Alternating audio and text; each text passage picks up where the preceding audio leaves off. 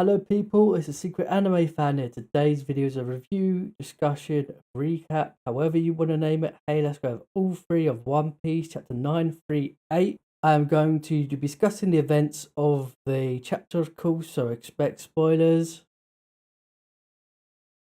So the chapter opens up with Kamzo, the manslayer, I think it was called, falling to the ground. What I found interesting is that Kamzo actually had two weapons. I didn't notice this last chapter. So is he a dual wielder? And if so, which it looks like he is, it seems a little bit weird for him to just have two scythes. And if he does dual wield them, that's even weirder. It's not a common combination of things to dual wield. Like, when do you ever see that in a game? Two scythes. Although I would like two scythes in like an MMO or something. So it seems that Zoro's injury is actually more serious than many would have thought. More serious than I thought.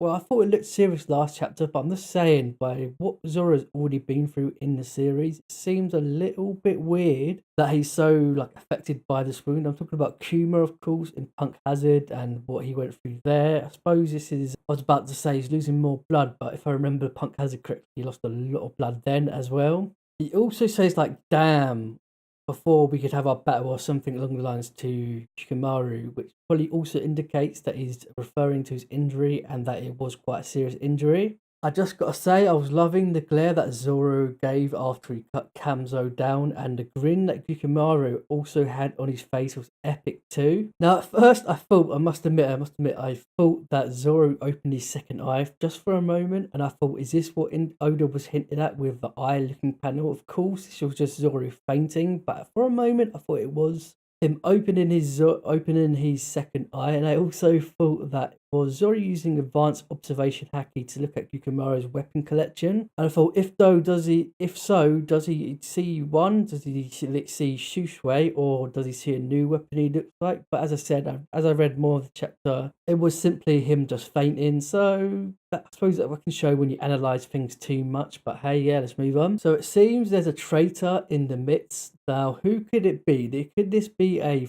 fodder character, which is probably unlikely of Oda to do? Then if it's not, is it a character we've already seen? Perhaps, but what I'd like to think, or I would like to happen, which I also think this is unlikely, but what I'd like to happen for it to be a character we have yet to see, who will then go on to be important and most likely will be working for Orochi, would be working for Orochi or Kaido, and of course will be the person who informed them of the whole encrypted message thing. And Orochi is really concerned over this. We learn in the chapter over the whole message thing, but I actually go on to more in a minute of who I actually think it is. But yeah, I just kind of like this version more. Okay, so it looks like the people with the tattoo are dropping like flies, which I don't mind, as to be honest, because it means fewer people for Oda to draw later on. But from a story perspective, it's left me wondering how the Straw Hats and the Odin forces and Law and everyone involved are going to challenge Orochi and Kaido, but at the same time, it makes it all the more exciting that people are dropping like flies at the moment. I must say, it was nice to see Hawkins and X-Drake again. I pretty much fanboy every time I see a supernova. Now, they say the whole element of surprise is out the window pretty much, now that the rumor that they are looking for people with the tattoos has spread across the city, although the observation hacker will probably still help them spot people with tattoos. But now all people with the tattoo now need to do is go into hiding, but they're still obviously going to be in danger. Now we see that Kyoshiro, I think it's called, makes an appearance, and now that I think of it, he's likely the person who deciphered the message, or even more likely, the smiling guy whose name I can't remember. I think it was Tony Yasu or Tono Yasu, who also seems the most likely to be the betrayer, not Kiyoshiro. Is not like Kiyoshiro is a betrayer. He was the one to decipher the message, but he still may have cracked the message. But as I said, more likely it's Tono Yasu. But perhaps they know each other, and Tono Yasu told Kiyoshiro, then he told Orochi. Either way, Tono Yasu is definitely shady. I've seen some people say that he might be Denjiro, but if you look at the silhouettes of Denjiro, they seems unlikely. But hey, who knows? Plus, surely his voice would have been recognized, if not his appearance as well. Even if he somehow managed to change his appearance, his voice probably would have been recognised. Although he could have put on like a fake dodgy accent, but I still think they would have been able to recognise his voice. So yeah, as I said, my whole point before about what I would like to happen, like a new character being introduced who'd be the betrayer, is pretty much useless. But I thought, I might as well say it anyway. To be honest though, despite being interested in his character, I've forgotten a lot of his story. I'm talking about Kirishiro here. So when he said he took the biggest loss when Kumurasaki was dead, I found it a bit odd, and then of course it hit me that she was his top ranking how should I put this, woman. I think they call it a Uren in Japan, which you obviously know what she was doing. So Kirishiro rightly says there will likely be people who hold a grudge over Kumurasaki's death, and her wake has been cancelled, probably due to that. Little do they know what we know, that Kuromasaki is alive, which has been confirmed this chapter, but then again, maybe they do know, and that's why the wait cancelled. I've got to say, the Sanji scene with his face is probably actually one of my favourite moments, if not my favourite moment in this chapter. I just always face like all puffed up and beaten is the best thing I've seen since the faces that I think Robin, Frankie, and Usopp pulled. The ones where they're just in complete shock. That was brilliant as well. But this is also absolutely brilliant. Honestly, he kind of looks like he has like a balloon devil fruit or something. And of course, this is all because of the whole bath scene thing. Serves him right, I suppose. Now, I've got to point out Shinobu actually made a fair point in this chapter. Maybe Beppo, Sachi, and Penguin were the ones to spoil the plan. Now, I do agree with Law that this is unlikely. But to be honest, you never know. You never know what Kaido is putting them through, what kind of torture Kaido is putting them through. If you think about it, X-Drake already folded, Hawkins already folded, Scratchman the Pooh is in this arc, isn't he? He already folded. Kid hasn't folded yet. But that just goes to show these strong characters folded to Kaido's will, so maybe them free will as well. But of course, I like to think that they wouldn't, but as I said, you never know. And even her statement that the captured should be or must be silenced is actually a pretty reasonable statement as well. Of course, for a shinobi, for a ninja, that is. And she says it's the best course of action, and I slightly agree with her, but at the same time, I couldn't help being mad at her. Nobody should touch my boy Beppo, and that's for sure. But I can understand her frustration. They've waited 20 years for this plan to go through, so to have it spoiled would be devastating, not to just her, but the whole Odin followers and family. But yet again, someone talks some sense into her. Kanjuro rightly says that Law's crew and Straw Hat's crew are essential to the plan. Now, on this topic, I want to quickly talk about that. I'm of the opinion it's not just going to take Law's crew and Luffy's crew, but it's going to take Hawkins, X-Drake, Kid, and Scratchman Pooh. I'm pretty sure Scratchman Pooh's in this arc. I'm not sure he's made an appearance yet, but it's going to take their combined effort, as well as any other help that they get. So the Minks, for example, Odin's followers. So that's 6 supernovas combined efforts to take down a Yonko potentially. Do you agree with me? Let me know in the comment section. It just seems likely, the likely thing to happen. That's why Oda put them all in Wano at the same time. Now, of course, I think it was Kid, Hawkins, and Scratchman Pooh already got completely wrecked by Kaido, meaning even 6 of them might not be enough.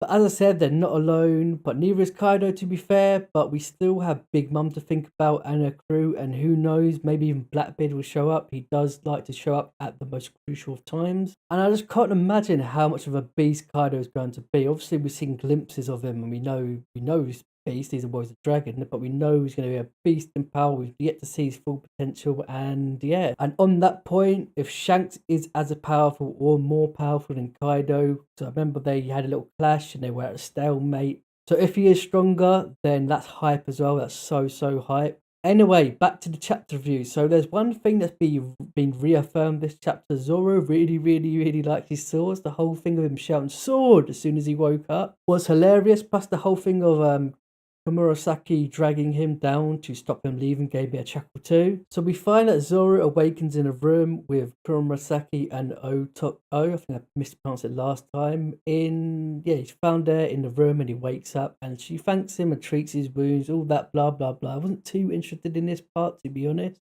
This chapter definitely confirms the Benkei and the Battle on the Bridge reference if it wasn't clear for some others. I actually didn't quite know of that reference before it was pointed out to me.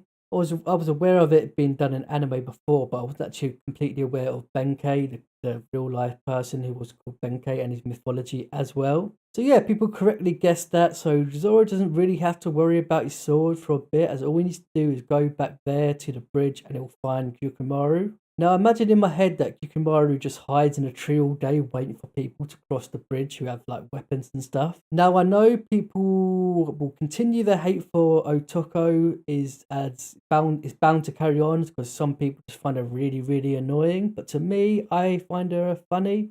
But yeah, she makes an appearance, says a couple of things and stuff, does a little joke here and there. It's okay, she's an alright character.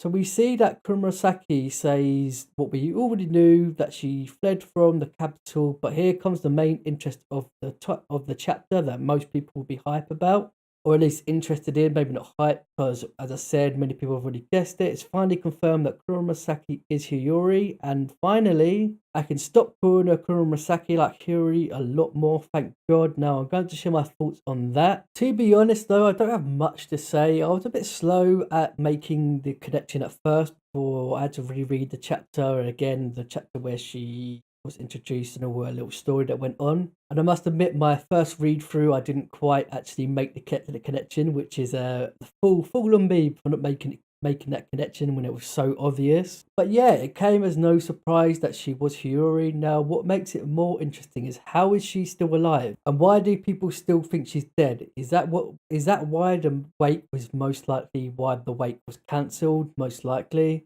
So the obvious observation to make would be she has a devil fruit, which kind of goes against the devil fruits. When you die, you usually you die for one, and then your devil fruit gets reborn somewhere else. But of course, there's Brooke, so it's possible she has a devil fruit that either brings her back to life or deceives people to think she's dead when she's actually alive. This could mean that she has like a body that's actually still dead kind of thing, but she's alive and she deceives them that way. Or everyone just thinks she's dead and she deceives them that way when she's still alive, if that makes sense. Now, I've seen some good theories on this, that she has like for a devil fruit from mythology, like a cat one that brings her back to life. I think Joy Boy already made a video on it. I've yet to see it, but I'm sure others have made theories on it as well. I actually saw a theory on this person called AMG, all that. So go check out his channel for a theory on her devil fruit. As I said, I might make my own theory, not the same one as Joy, but I saw another theory that I'm interested in. I just want to get permission of the guy or woman who posted it, then I'll make a theory on it. Now, I usually go into more in-depth discussion of the events, but there wasn't too much to discuss. It's things you've already seen. There was the traitor possibility thing and the Hiyori topic, so let me know your thoughts on that. Actually, I told a lie. There's a couple more things I want to talk about. Firstly, is Gyukimaru just letting Zoro go, or let me rephrase that. Why did Gyukimaru just let Zoro go? And he just let Zoro get taken away. Was he just impressed by Zoro's skillmanship, his free sword, so simply wants a rematch in the future, thus he let him go? Now, this kind of shows that, if this is true, that it kind of shows that Gyukimaru isn't as dishonorable as he seemed last chapter. And just perhaps Gyukimaru will teach, or at least reveal, the secret behind the whole Black Blade thing even. And if he does, I'll be hyped behind that. I'm very interested in this character. Hopefully he gets more detail and expansion. And by expansion, I mean character expansion. Yeah, I'm looking hyped for that. I'm looking forward to that. Anyway, that's it for this video. If there's anything I've missed, let me know in the comment section, or if you just want to talk about the chapter, let me know in the comment section as well. I do character stories / overviews on my channel if you're interested in that. I'm doing theories as well. Actually, on the point of character stories, I do Beppo's character story, for example, so go check that out. I'm doing theories as well, and at the moment I'm doing One Piece reviews, of course, The Promised Neverland and My Hero Academia, but I might do other ongoing manga like the One Punch manga. That's pretty hype at the moment. So yeah, please like and subscribe, and see ya.